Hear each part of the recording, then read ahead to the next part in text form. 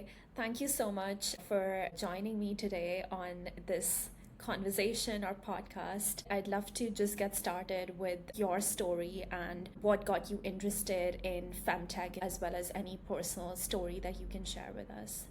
Yeah, for sure. Thanks for giving me the chance to share. Honestly, I think I've been thinking around these topics for quite a long time, but I didn't even realize that, like, wow, I might actually want to end up like working specifically in this. Maybe to start with, growing up, there's definitely cultural differences that we can touch upon, but my mom was really good with kind of educating me. She was very health aware, so I think I owe it to her. She like did a good kind of groundwork. That was really helpful because with years, especially post puberty, you go through a menstrual cycle on a monthly basis. I did notice that I was very sensitive around those changes, like especially like what we call PMS, etc. And a good thing was that I was often able to talk to my mom about it and see also some commonalities between her own experience. So I would say for the longest time, it was just things I was paying attention to. I wasn't thinking of like, oh, I'll go and study this or I want to and like work in this space because I didn't even know what existed. That's where some of the cultural norms play a role because it's still often things that we don't openly discuss, whether it's like even between women or just like in general. It's like, okay, this is something very, very private, like don't talk about it. But then I started shifting more towards like, hey, this is a medical thing, like it's normal physiology just like anything else. So if there is things that a lot of people are experiencing, why are we not more actually like rigorous about it and like questioning it? So that's sort of where it started for me. For sure. Yeah, I think I love that you shared about the cultural norms because I think that really influences people's experiences and even menarche and your ideas and feelings around menstruation and the changes your body is undergoing. And I think it's great that your experience and your conversations with your mom were so open. But could you tell me a little bit more about your cultural background and family and how Yeah. you thought it was like different maybe from others? Yeah, for sure. So, I grew up in Armenia, which is it's very close to Europe, but we're like Western Asia, post-Soviet country. So there's lots of influences, but it's also a very old nation with a very rich history and traditions. The way I was growing up, we're definitely a lot more conservative compared to like Western cultures, and my childhood, like up until I was 16, was there. So that's like the main influence. And again, it was only kind of within our family, like with my mom and grandma. None of them were doctors, but they were very like interested in just medical things in general and very like kind of self-educated, like very aware. So that helped.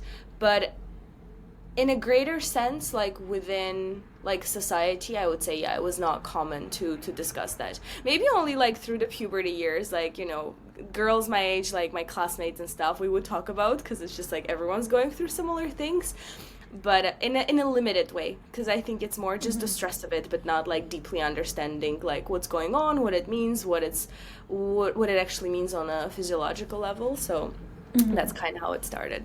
But then I did end up studying abroad. So for the past 10 years, it's been like a very different experience in terms of those new influences and me being more independent. So um, yeah, it's hard to say one particular kind of source of influence, but I think I just started paying more attention. And as I was independent, like I just had to be responsible around a lot of things to begin with. So I thought about it even more and more. And maybe the stress of like at first university years, schools, like I was becoming more aware of those like fluctuations, like when I'm very energetic and like very focused for maybe like 2 weeks, and then I have like another week or like 10 days in a row where I'm like, what is wrong with me? Like I'm feeling very like sensitive, and there's like lots of other symptoms, etc. So that's where I was like, okay, this is strange. I don't know if this is the norm or there's like something that I should pay more attention to or like consult a doctor. So that's kind of where it started. And then that led you to discover maybe that or consider the possibility that you had PMDD, or like how did that happen? And did you go to a doctor, get an actual diagnosis, or was it something you sort of figured out on your own? Yeah, that's a good question. So, I think I was still a teenager when I realized like PMS is a term. Yeah, it stands for like premenstrual syndrome. I would say syndrome. It's not exactly known what exactly to all of those symptoms, and of course, it's just like connected to those hormonal fluctuations. So, there's definitely those like noticeable changes that I have. I know some of my friends do. I could see it in my mom as well, and sometimes I would mention it to her. She would maybe be a bit more irritable with me, and I'm like, Mom, are you okay? Like, I think something is going on. She's like, Oh yeah, I think you're right. This is something I can understand, and maybe it has nothing to do with me in this moment, and for her to also feel understood and understand herself better. Um, I would say it was during my first few years of undergrad where it was feeling a bit more intense. And I was like, I don't know what's going on. Like, it was pretty much a lot of those symptoms that typically would be listed, just a much more intense version. So that's where I started reading more, and it's only then that I found out that I was like, oh, there's a term for this that's kind of classified more as a disorder. I don't remember the exact year when it made it to the DSM, but if I'm not mistaken, it is now like in the DSM.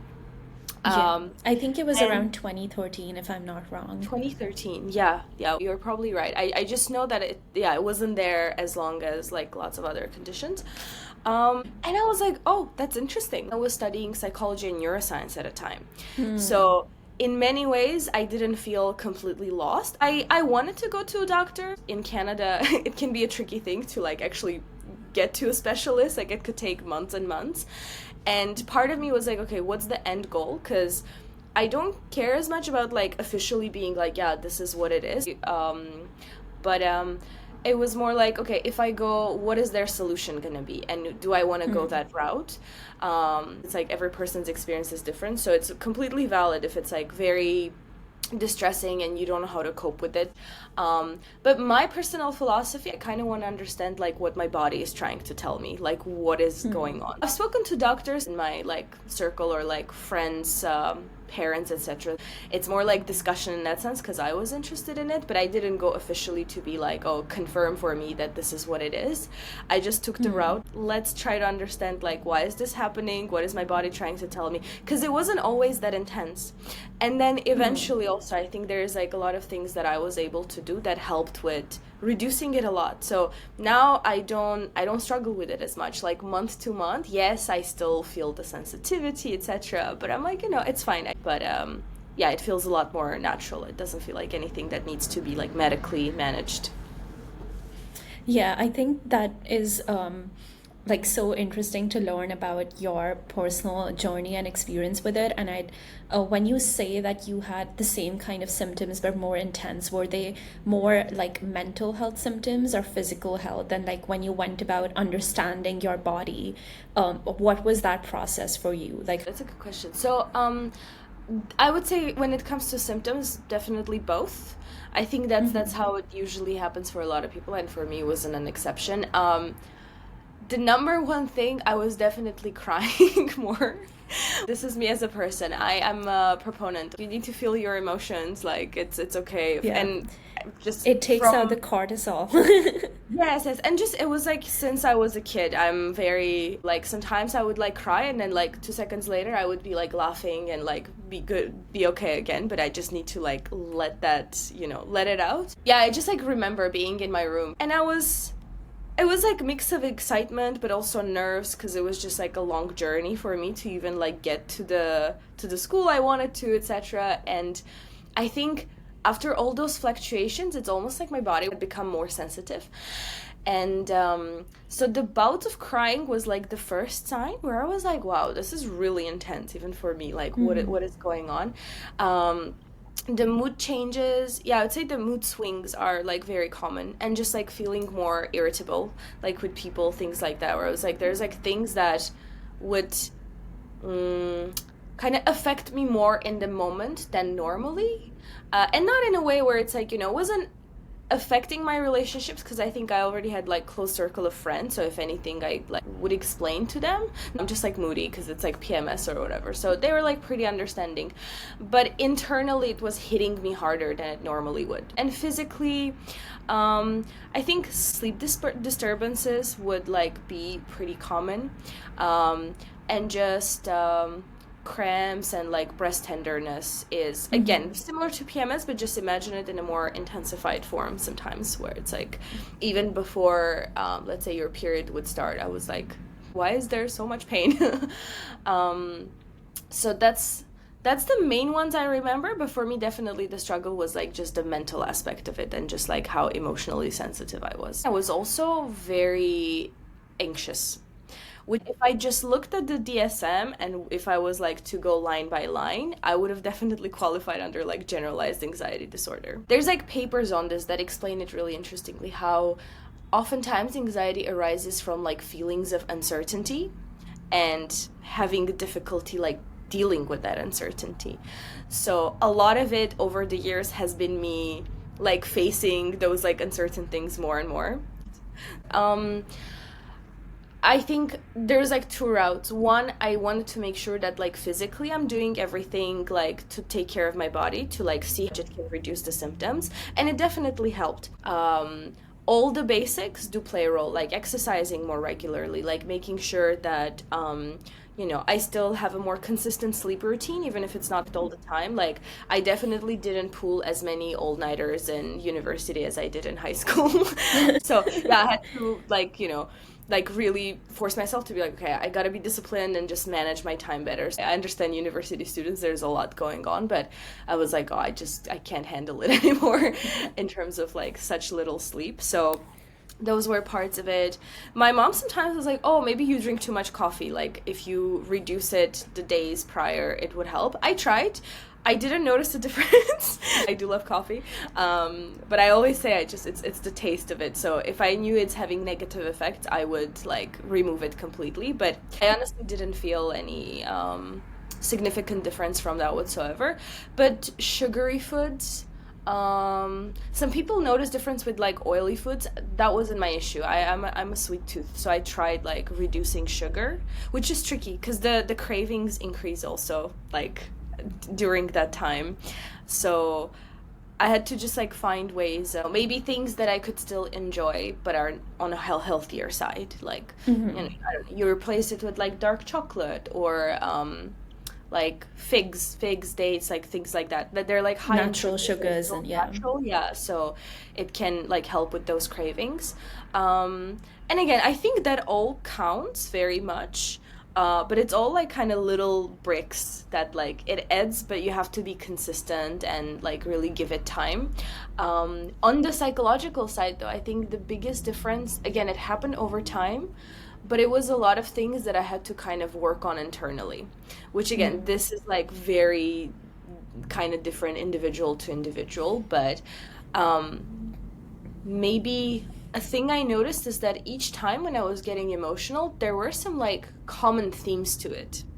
In my case, I was like certain things connected to like childhood and things like that, like my family, and it was just like very psychological, very human things. Like if I just took like a certain medication, it might have like helped a little bit to tone down those symptoms, but it wouldn't have like actually helped me understand those things better, if it makes sense. My conclusion, again, this is like from very personal experience. I think it was my body's way of trying to signal to me, like, hey, something you should pay attention to or like think about more, or, like try to resolve. And in my case, I feel like, yeah, over the years, the more I did that, the easier it became. It gets me like to reflect over the things that happened during the past month.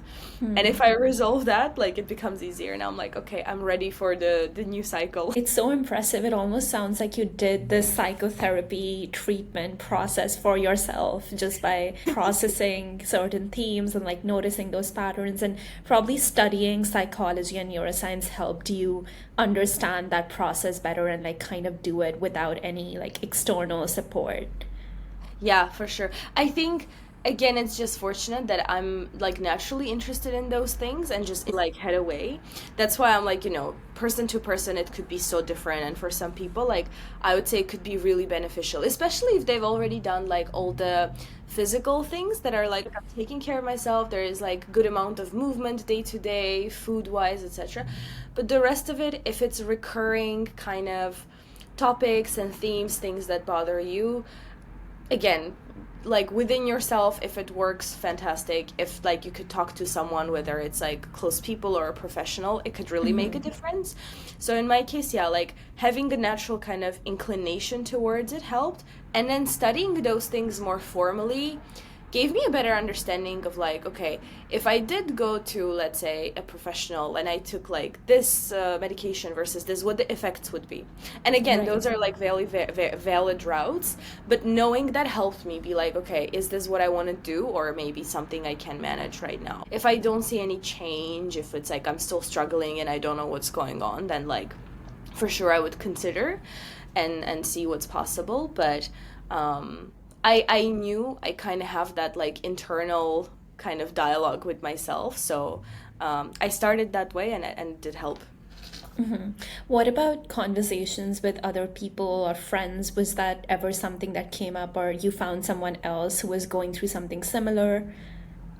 Yeah, it's a good question because so again, being kind of more in a new cultural environment, like I was in Canada by then, so close circle of friends helped in a sense that I knew I could share with them if something was bothering me. Um, but in terms of our experiences, it wasn't the same, which also was one of the early signals where I was like, yeah, I don't think everyone is just this sensitive, like, as I am in this phase. So in that regard, I think, yeah, it was still a bit more like independent than like internal, like the stuff I was trying to juggle in my head. Um, but just knowing that I had that support and like understanding was definitely like big It part of takes a that. weight off your shoulders that you have other people that you can rely on. Absolutely. Yeah, yeah. I don't know how I would have done if it was like, in an environment where like I couldn't share it with anyone, or they would like judge or just be confused as like what's wrong with you. Yeah, in this case, no. Like they didn't probably wouldn't have known like what exactly to say, because I noticed like each person had their own like coping mechanisms with like whatever was going on in their life. Some people are more like, like, okay, no time for emotions, like gotta shut it down. I understand it's like a defense mechanisms that comes in, but that's why I said like ever since I was a kid, I'm more like, okay, I need to feel it and then be able to like think straight. So yeah, different person to person, but just like having people that support you and like know you well as a person is like really really important for sure. For sure. Um, to transition the conversation a little bit, I'd love to talk about your like how you got interested in learning more about menopause specifically, and what you want to change, what kind of change you want to bring in that space. Yes, oh yeah, that's exciting. So, yeah, every time I think about it, I'm like, oh, it's so, I think it's pretty unusual because people our age, it feels so far away. You're like, oh, it's just, we don't have to worry about this right now. Um, I think me going through all of these loops and like figuring out on my own, um, it did scare me a little because I was like, if I have this like predisposition to be so sensitive, what does this mean? It was still in a phase where I was like, I hadn't figured out everything. Not that I considered figured out all now, but I think I have a much better handle over just understanding it. Um, it worried me because the papers I was looking at, I was like, yeah, this is really not well studied at all. Like you could find Like, are some you in some talking about PMDD or menopause when you PMDD, say yeah. it's not well studied? Okay. Sorry, yeah, PMDD to clarify it. So, it was you could find some papers, but there is no like unified even like hypothesis of like what exactly causes it. Like what's the difference between people who are so much more sensitive versus others.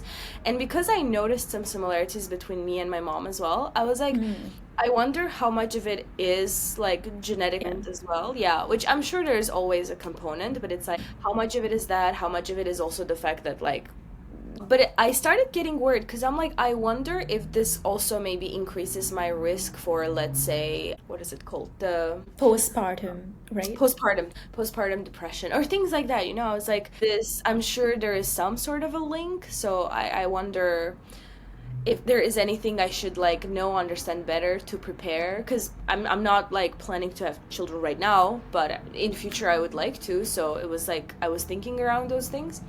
Um, and as I looked in terms of the space, what companies exist, the solutions, one thing that also was sticking to me was like, okay, there is a lot that is around fertility. Not even just like, oh, like how to help like young moms, etc. It's just like the fertility phase, which super important, but it's almost like most things you find are in that kind of aspect of like how to help people like conceive to be Conceive, yeah. good. Yeah. And I was like, okay, interesting. But I was also psychologically juggling with the ideas where it's like, I really would like that in future to have kids, but there is that fear of like, what if something goes wrong, or what if for whatever reason like it doesn't happen for you. So I was like thinking about all the stuff, and I was like, okay, I don't want to like think about it so tragically and think like, again, maybe this is the PMDD brain a little bit, but I was like feeling emotional about it. I was like, yeah, I don't want it all to be around that fear, that internal, that like, oh, what if this doesn't happen? I was like, no, you know what, like I think if someone wants to be like a mother, father, there's so many children out there that are in need of that. And again, this is maybe upbringing plays a role, because there's definitely some childhood influences of like movies and things I've seen that since I was a kid, it was making me really emotional. And in Armenia, the systems are a bit different. There's not like foster care, things like that. It's like where there's orphanages, and people I think typically would directly adopt. In the US, it's a bit different. So different topic. I won't be able to speak to those differences in much detail, but it was in my head. And then through that, it was around the time where my mom was going through her like kind of premenopause and then eventually menopause. And again, thanks to the fact that we were having these conversations, I was like, you know, it seems like with all this fertility stuff, which I'm glad it's there and like people thinking about this, it feels like after that, and it's like you had the kids are growing great. As you age, no one cares. Like no one cares. It's like you don't exist anymore. It's like a very particular phase in women's life, and it's like that's it. You're not as important anymore. Like the value, I hate even putting it that way, but that's often how it's interpreted, that it's like, yeah, like that's it. Like it's not, you don't have the same value. It's gone down. Like if you live Right. long, like good for you, but like good luck. Like no one cares. Oh my God, this is, I think it's such an unhealthy way for even a society to think about it that way. Because, fun fact, I learned that in most mammals, yeah, like females don't really go through menopause. Like after the fertile phase is over, like that's pretty much it. Like that's their lifespan. And it's really, I think, only humans and orcas, the killer whales, that have menopause. In orcas too, like it's kind of a matriarchy, and it's the grandmothers that like after they've had their own children and everything, they kind of serve as the guides for like the next generation. And I love that. That linked with my interest in like psychology. We didn't really cover this in any of our classes, but I think if you're like studying psychology, this is like some classics that are really important to know, like Jungian psychology and like his theory of archetypes and things like that. This is just a very interesting like frameworks to think about. And I was like, I think when it comes to women, that phase of life really like fits with that archetype of like, like the sage. Like it's like supposedly you enter that stage, and yeah, you're done with that like fertile phase and like being, in your prime in that sense, but you enter like the wisdom stage where you can help like the next generation. And I was like, I think there's a reason why like humans have that, or I don't know why it's orcas, but I mean they're really cool, so I love that by design they have that as well. I wanted to like reframe that thinking around it, where this is not like, okay, it's over and it's not important anymore. It's like, no, it's the opposite. It's like this is a very different chapter that has its own importance and beauty. It's a phase that gets very little attention, but I think just within like family societies, it's so important to like honor that, and like women having gone through that phase in a sense, because again, maybe cultural influence here plays a role, because when I was growing up, my grandmother had a huge role in like helping my mom. Like my mom was like very involved and everything, but a lot of the knowledge, especially when it's like your first baby, you're like kind of learning as you're doing, and it's so nerve-wracking because there's just a lot of things that are like, well, like this like tiny fragile human, and it's often the grandmothers that have gone through all of that, often like multiple times already with their own kids. So their presence and guidance advice is like so important to helping with that like child rearing process, because it's tough, especially like the first few years. Like it's a much longer process than for most other like animals, mammals. Um For so that sure. was And part yeah, of I it. think by losing out on that, on those like intergenerational homes now a little bit in the West, I think that's also affecting families and like birth rates. Yes, yeah, it's a big part. And it's just it's so tough. Like I can't imagine myself like doing that like alone if my mom is not like close to help me. So that was part of it. Talking to my mom and just like seeing what she was going through, which thankfully she didn't have like a really tough experience, which I'm glad, because I'm like, okay, I know there's like a genetic component to that as well, to like how I might experience it. Part of it, again, she was very like disciplined and like reading about it, etc., kind of understanding like what's like what might happen. But through all of that, I was like, okay, if I wait until I'm close to that age, I might not have the energy, the capacity to like think about it. Especially, at that age, Mhm. especially if you're like working and maybe you already have your kids, etc. Like it's even harder to be like, okay, this is something we should look into and think of like how to help all the struggles that come with that.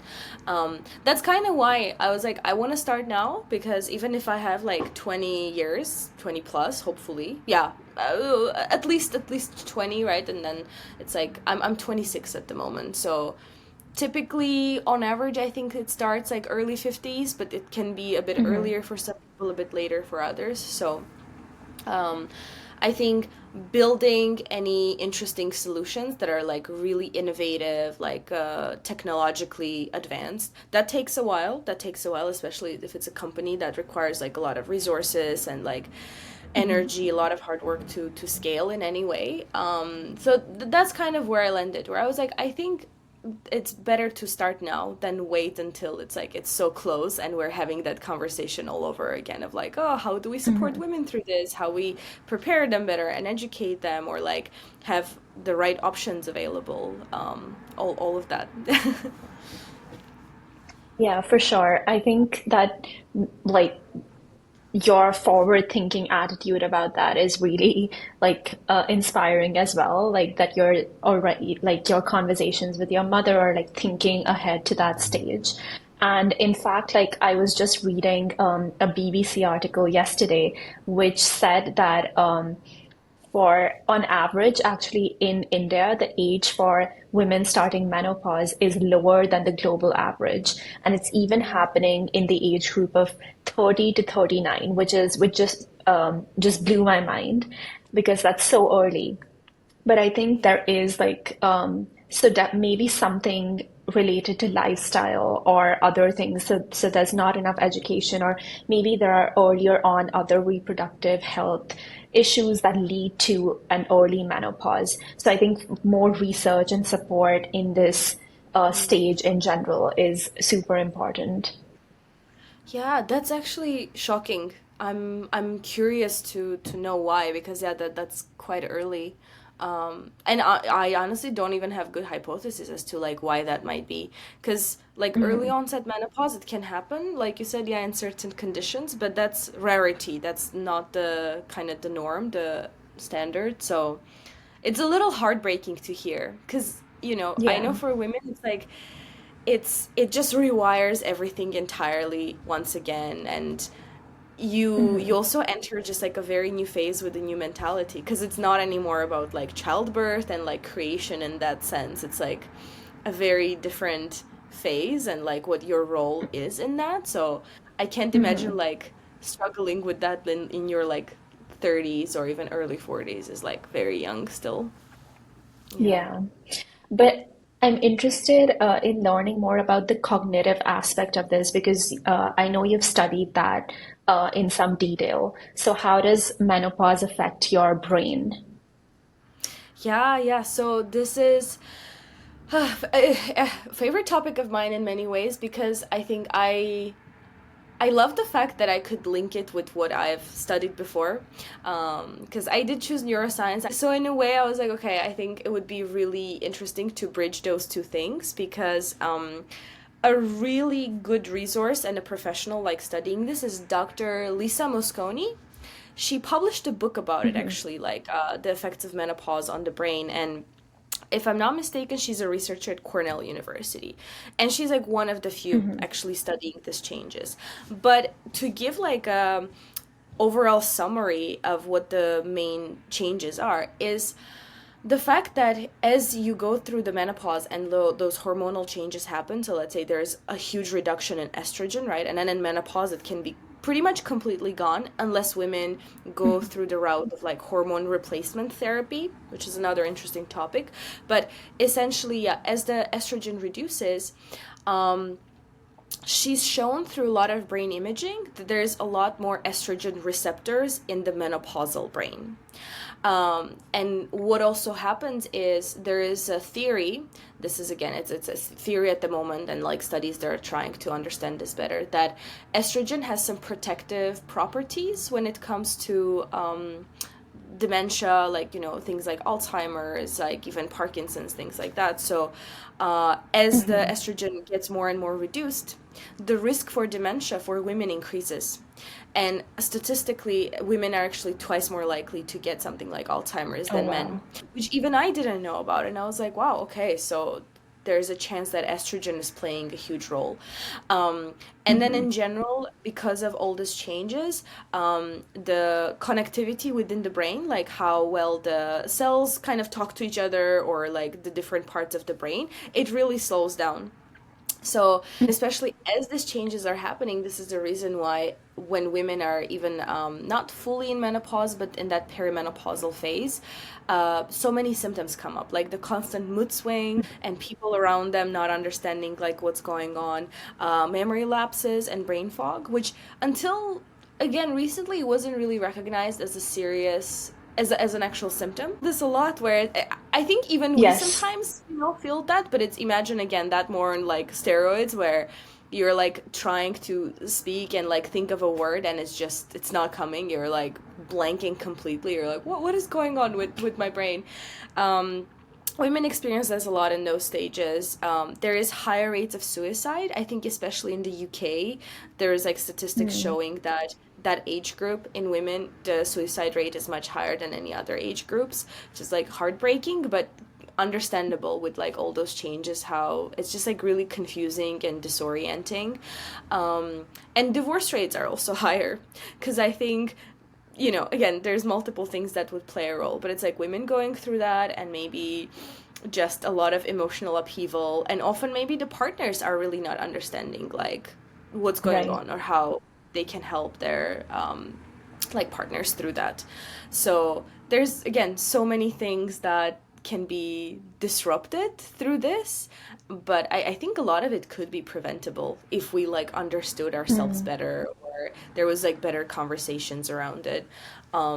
And that said, I just want to do a side note to say that like I think when it comes to mental health in men, that's also a really Hmm. interesting topic, and I think it's understudied and misunderstood in its own ways.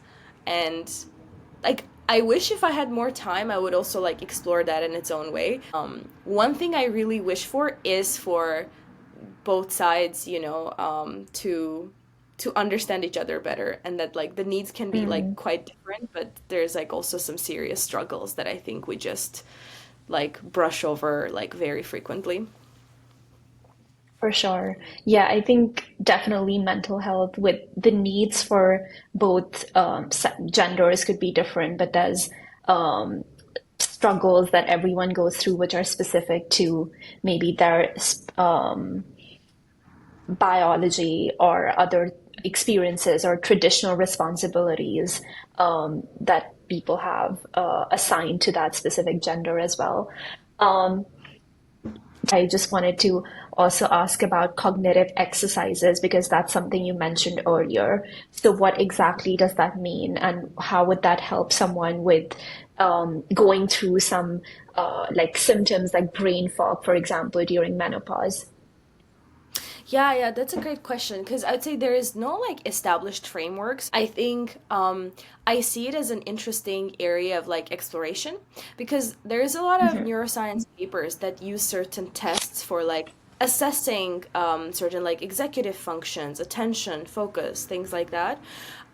So a lot of our thinking, which again, this is like ideation phase to begin with, is maybe the way we think about exercise, like for the body, which on its own has its Hmm. effects, like on the mind itself. It's important to just movement is really important for all of us, but that's been normalized right now, right? Like almost everyone knows it's like, yeah, it's good for you. You should do it. The more, the better. Like more often. But when it comes to mind and making sure we're doing things that are actually like kind of helping us regain focus, things like that, we don't really have that as much. Like it's shown that like studying a new language or any new skill, and again being physically more active, things like that, those are things that could enhance the process that's called neurogenesis, which is like birth of new neurons, and it does slow Hmm. down as we age, but it's not impossible. So I think there's Wow. like so much more that like we can do to kind of create like new approaches around it. So I think part of what I'm interested in doing is seeing like the tools the test neuroscientists use, how much of it can be reformulated slightly in a way where it's gamified, it's easier to do on a more regular basis, both for like Hmm. assessing your own like levels of like how good your attention is in the moment, is that, and if doing it regularly can also help improve it, or just the fact that you're like putting in some time and doing it kind of helps Hmm. you like carve out some time and just like disconnect from everything else potentially. Um, and the other thing is, we kind of briefly touched upon that a lot of these things are not well researched. There's not a lot of data. This is a big topic, that there's like a data gap between kind of in science in general, where a lot of studies, clinical trials, it's all been down in male participants. And Hmm. the differences physiologically that exist in women has not really been taken into account. And I don't think this is some kind of like an evil plot. I think maybe it started with just like, oh, this is more practical. We don't have to take into account the hormonal fluctuations women are going through. But as a result, we probably have a lot of imperfect things that maybe work okay for men but don't have the same effect on women, and we just don't have that data. So I think tools that are not just like tracking the subjective kind of recalls of people, but can also track those changes over time, maybe will give us a bit more insight, like more data to kind of play with and understand, like what is this hinting at, like is there any decline, and is it things that we can predict early, maybe before someone actually fully develops dementia, to like help them revert it like sooner rather than it typically would be done. So that's the area that Hmm. I'm interested in exploring. But yeah, I hope there's like more papers to come out through that, and like more people interested in it, because as we were doing it and like pitching it to kind of our initial idea at my university to a lot of our own peers, yeah, I was like, I don't think like girls our age think about it, which is completely understandable, but I think we were the only group like focusing on menopause to begin with. So But that's I'm amazing excited. that you're taking on that challenge. Yeah, thank you. I hope so. I'm excited about it, and I'm like, okay, there is hopefully 20 plus years to like shift this and make it easier for like upcoming generations, and just Hmm. I think it's something that should be like celebrated in many ways too, to be honest. Yeah. Like the changes are not easy, but to be like, this is a very important phase with a lot of its own like symbolism and meaning, and we need to be like wiser about it. Hmm. And if you had any last words or like your vision for what women's reproductive health could look like in the future, or women's mental health, what would that be? Um If it's to women or in general, I mean, I think a lot of my current thoughts are we have so much like internal power and ability. I love like the scientific rigor and also the training like I've gotten, which again is like through my undergrad years. I love learning and connecting with the professionals that are even more specialized.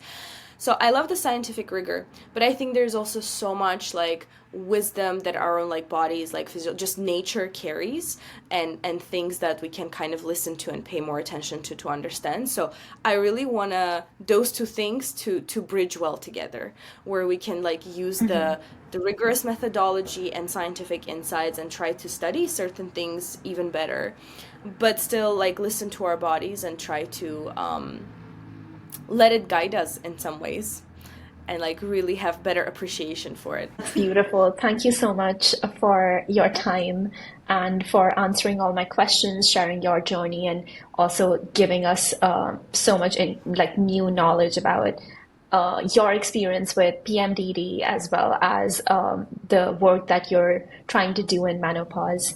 Yeah, thank you. Thank you so much.